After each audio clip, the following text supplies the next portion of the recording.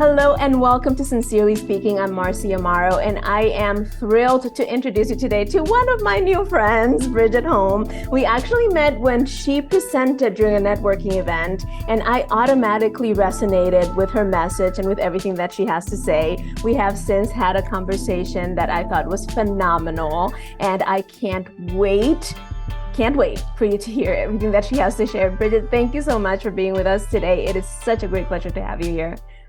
Oh, absolutely, Marcy. And we did have a great conversation, and I'm super excited to have this next conversation where other people can hear us and maybe they can give feedback and maybe we can inspire and empower and equip more entrepreneurs to make an impact. That is the goal.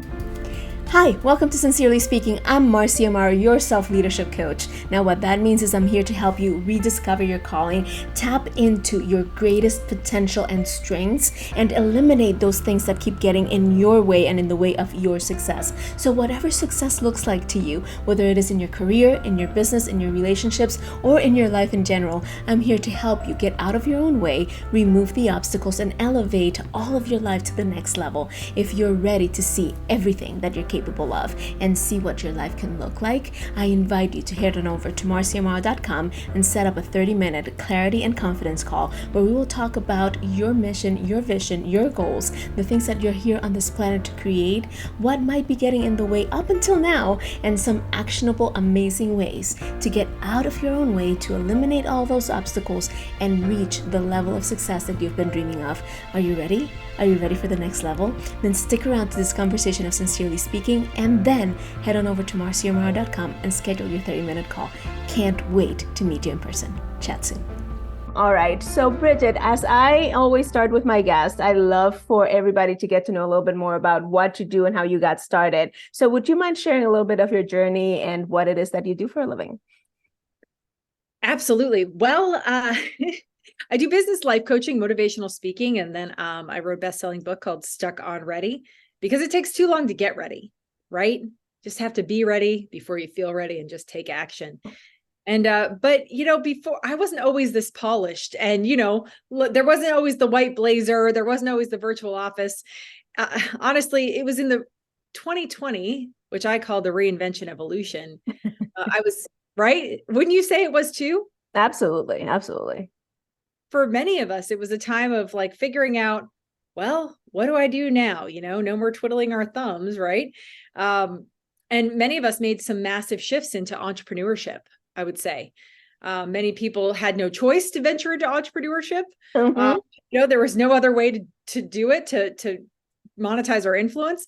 And others of us just made the shift ourselves. And so I would say I was of the first variety, where my job in the seniors industry disappeared for senior citizen safety. And I was actually on my way to getting Zoom divorced. And then virtual school happened with my 3 young boys. And I was in a new apartment because I just moved out of my big, beautiful home. And so that's when I started to launch Bridge to Freedom coaching in the virtual world. That's awesome. Yeah. So it was pretty exciting. I launched it in a Zoom business networking meeting. And I said, Bridget Hom here at Bridge to Freedom Coaching. Are you ready to level up? And it was a pretty incredible experience. Had 6 clients within 6 weeks. My programs were all born, group sales trainings, live speaking engagements, as you know, and the book. And so here we are today. That is so cool. So I love stories like yours because very often I find people who are so stuck on, I don't know what my purpose is. I don't know how to get started. I don't know what my vision is. I don't have a name. I don't have a title. I don't have all these things. And they get stuck in so many minutia, right? Like little things that ultimately don't really amount to much. But your story and the stories of those who had similar experiences to yours testify to the fact that we don't need all that crap, do we? No. And you know what? You bring up a point that draws to mind, we always talk about purpose and passion in coaching, right? And in business and entrepreneurship. And it's like, what came first, the chicken or the egg, purpose or passion? And then, we have this ongoing debate about what should come first. But the truth is, I believe what comes first is focusing on how you want to empower the world around you. And actually that's the easiest way to do it. Because as an entrepreneur, if you're trying to figure out brand identity right from the get-go, it's difficult. Just focus on empowering the person in front of you, no matter what, showing up well and authentically, and see who's starting to show up around you. Do some just organic conversations with people and start to just empower people, add value to their lives, and see where it goes from there. Absolutely. Now, you have used several times a word that I think has been so overused, we have lost sight of what it really means, and that's the word empower. And I would love for you to go a little bit deeper into what empowerment really looks like, where it really comes from, and what your take on it is. It's so funny. I put that in my community, Stuck on Ready. At some point, is that where you got that? Because I swear I put the actual definition of empowerment. Oh, cool. I haven't seen it. I will go look for it. Yeah, because empowerment it means to give ownership or authority over someone, something, your choices, your path. So empowerment is really giving people the ability to have ownership over something. Yes, absolutely. Which I think is something that we struggle with because it has been taken away so often, right? Like we are so used to being given directions and you follow those directions. And not that there's anything wrong necessarily with that, but somewhere along the line, we lose the ability to make those decisions that lead to us taking ownership, don't we? Well, I think we actually start living under the influence of circumstances, environment, situations. And, for many in the world of entrepreneurship, we had to break free from the employee mindset and get into the entrepreneur mindset and lifestyle, which is extremely different because now it's up to us to set our direction, decisions, and destinations for success. That is so key. I actually did a live this morning, funny enough, about unlearning certain things, right? Because we are so focused on learning and learning and learning and taking in and taking in and taking in. And that's very often where we end up in this dichotomy of, okay, I was taught this, now I'm learning this other thing. How do the twain meet? And sometimes all we have to do is unlearn the first one to make room for the second. Yes, unlearn and then take action. Because many of us get stuck in that revolving door of sabotage under the name or the headline of, I'm just learning now. I'm in the process of creating my website. I'm in the process of, launching my business. I'm like, but when is it going to launch? What is stopping you from taking action? And that's the number one problem I see in the world of entrepreneurship. Those who are coaches or those who were employees that entered into this amazing world of freedom and business on your terms, right? On our terms. And so it's like, okay, how do I take action? Well, you just do it. Like Nike says, right? Yep. And that is sometimes the hardest part, right? Is that first step, is that first initial movement, because until you're moving, then the momentum doesn't come. And that's the other key to this, I think, is building that momentum by taking one action and then the next and then the next, wouldn't you say? Absolutely. And most people don't understand that building relationships leads to revenue.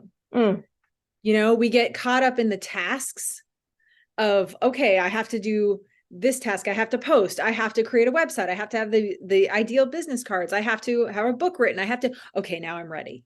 Right.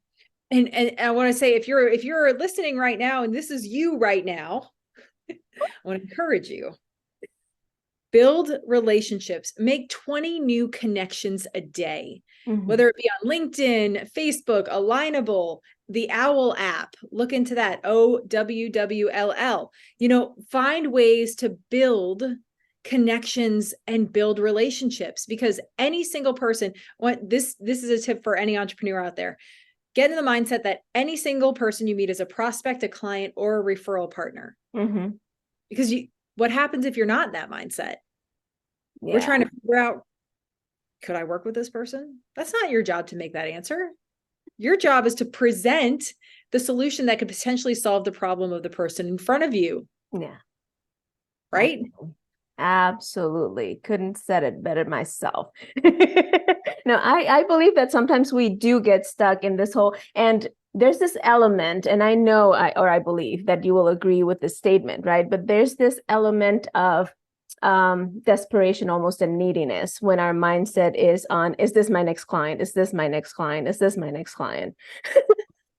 Yeah. Well, when we show up as the hungry salesperson, it's like a predator and prey. Right? I mean, it sounds silly to and very primal to describe it like that. I have 3 boys, so I feel like everything in my life is very primal needs. Do you need to eat? Are you hungry? Do you need to play? Like, do you need to sleep? Like, work? What is it? But the truth is, when we show up as that hungry salesperson, we communicate that negative nonverbal energy, and 90% of our communication is nonverbal. So we show up, they're like, hey, how are you? And they're like, oh, I don't know. Right now, I feel like I'm in danger of something. Right? Not that dramatic, but you understand. It's not a desirable energy. It's really not even a little bit. And we've all been there. Oh yeah. Right? Oh yeah. Like, come on. I've been there. Like when I think it's typically, they always say that December and January are the low months in sales. All in sales. We're all serving others with solutions. And I remember one year I called my mentor and I'm like, there's just nobody out there. There's no people to work with, And it was so funny because I realized that I was selling my self-limiting beliefs, and therefore I was selling everybody else, anyone who could possibly want coaching, my limiting beliefs, and they were buying them. Yep. Right? Those are expensive. They really are. But, it's funny because as you were talking about this, it reminds me of something else that I definitely want to ask you about, and is shifting this idea of neediness to deservedness, or deservability, like you call it. So let's talk a little bit about that deservability piece, please. Oh, absolutely. So when it was funny because I formed the Law of Deservability, I think it was in a conversation. Or a Facebook Live, because you will create your programs as a coach when you're in front of people, when you're taking action. And so I just said, you have to believe you deserve success or deserve personal growth. And so I founded the Law of Deservability because I realized that every single entrepreneur I was talking to, every person, created their reality, their relationships, and their business, not based on what they desired, but what they believed they deserved. Because they were saying, oh, consciously, I want all these things. Like I'm ready to brand. I'm ready to, do my marketing. I'm ready to serve more people. And then there was something innate that stopped them. Yeah. And it was that subconscious program of what they believed they deserved. That is so cool. I work a lot with this idea of identity, right? And I tell people, you don't do what you want or what you think, you do what you are, right? And I think that there's some elements of that to what you're talking about, because ultimately what we believe we deserve is what we think we are. Would you agree with that statement? Absolutely. Deservability is the core of our identity. It actually is our ability to give more or receive more or less of something. Absolutely. Totally agree. Yeah, that's cool. It's like a little kid that is invited to do something and they're like, no, I don't do that. It's totally in their identity, right? It's not even like, I don't want to. It's, I don't do that. That's just not who I am. And we lose so much sight of that essence, right? Of being able to say, okay, this is who I am. This is who I'm not, and owning it. Why is that so hard? Well, it's typically because we're trying to get everything into alignment. When we enter entrepreneurship, nobody tells us that personal development is the foundation for professional success, especially in the coaching world. Yes. The coaching and consultant world, we are selling people our deservability all day and then calling others to a higher level of deservability too, saying, hey, I think you deserve this too. Yes. So we always be in that state of empowering people to more and better, because everyone wants more and better. Absolutely. So when I say alignment, it's because we have a hard time. Most of us in the world of entrepreneurship and business are functioning with all of these amazing conscious programs. We're like, hey, I'm so ready to make moves, but it's like we're walking against a rip current. Have you ever walked against, we're in Florida, so against the current, right? I see my kids floating down the beach. Like, I'm like, hey guys, come back. The rip current's taking you out this way, right? And the truth is, most entrepreneurs are struggling against that rip current of that subconscious program of low deservability based on circumstances, relationships, limiting beliefs, lies that we've sold ourselves, right? Yes. And so that's why it's like their conscious mind is all game on, and then their subconscious mind is like, yeah, no. Was working against a rip current every single day. So the law of deservability helps you to understand what high deservability, low deservability looks like, and then how to activate that law to always be in, well, believing you deserve more and better. Absolutely. I was thinking as I was listening to you about the whole notion of the primitive brain and how it just wants to protect us from certain things, right? And you were talking about being primal before. That's where my mind went just now, right? But that reptilian brain, that's all like, ooh, predator, ooh, danger, ooh, let's not go there. And that's the reaction that we're fighting against all the time. Exactly. And the hard truth is that I've seen so many entrepreneurs never push past that subconscious program, because in order to truly succeed, to monetize your influence, you have to dominate your negative headspace, and you have to create an entirely new subconscious program that gets in alignment with your conscious mind. So that's the only way you can access your limitless potential and stop seeing success as just possible, but inevitable. Ooh, I like that. I like that a lot. Now, for anybody listening, and there will be people listening who are sitting there thinking, okay, Bridget, I get you. I need to change my program to I deserve it, as opposed to I am not worthy and I need to go into it's inevitable versus it's possible. But I have no clue how to start this whole process. What would you say is the most profitable or their most empowering first step? Profitable in terms of getting the results we want, right? First step in starting to shift those paradigms. So the first step is always self-awareness. Second step is self-direction. The third step is manifestation, which is really the subconscious programming. Okay. So you always want to know where you're at right now. What have you been selling yourself? Yeah. What have you been thinking about your business, saying about your business, feeling about your business, and doing about your business? So just simply writing that out, those 4 components. I talk about this in my program too, because you always want to step into self-awareness so that you can self-direct. Because if you don't know where you are right now, you can't develop a new destination. Absolutely. You're not going to get there. So then we go into self-direction, rewrite a new program, write the opposite of what those limiting beliefs are, and then listen to it, record that new program. And your most powerful hours of reprogramming your subconscious mind are within the first 30 minutes after you wake up and the last 30 minutes before you go to sleep. So start to listen to that and start to reprogram yourself, because you will notice one day you'll wake up and you will suddenly feel like, I see getting 10 new clients as completely inevitable. And then that changes your nonverbal energy. That changes how you show up. It becomes more of an invitation. Like, would you like to know what it looks like to chat or work together or get to that next level of growth? It becomes a much simpler process, and you start to feel that alignment as a part of your daily doings. That is so key. We sometimes try to force ourselves so much, right? Like, you have to go. And it has to be like the willpower almost is like, okay, let's go. We can do this. Move on.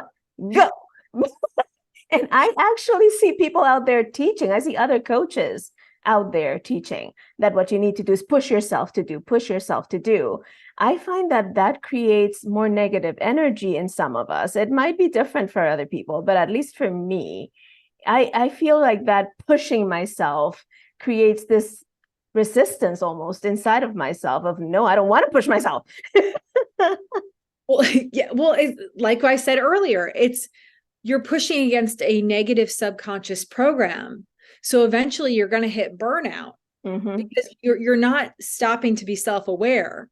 Notice what you're selling yourself, the subconscious program that has been so hard to push against. It's like, it's never going to get easier until you pause with a purpose, gain self-awareness, and then develop self-direction. Yes. Yes, absolutely. Now, I believe that we are all assigned a certain group of people, right? Like there's people that are only going to resonate with my message. There's people that are only going to resonate with you. There's people that are only, or mostly, like we can share, but you know what I mean? Like there's a message and a voice that we have that is going to be pleasant to certain people and not to others, right? And in that, what I'm trying to say is that we are called to serve certain people and not others. And in that process, we get to become the leaders that they need, the leaders that they deserve. So talk to me a little bit about your view on that whole process of becoming the leader that our people deserve. Well, whenever I think about leader, I spoke to a group and I found myself saying a leader means being worthy of being followed. That's what it means to be a leader. Mm-hmm. In a culture where everything is telling us to follow. Mm-hmm. Follow me on TikTok, follow me on Facebook, follow me, right? Mm-hmm. We're in the continuous subliminal messaging of you need to be a follower, right? We all have a role to play as a leader in somebody's life. Yes.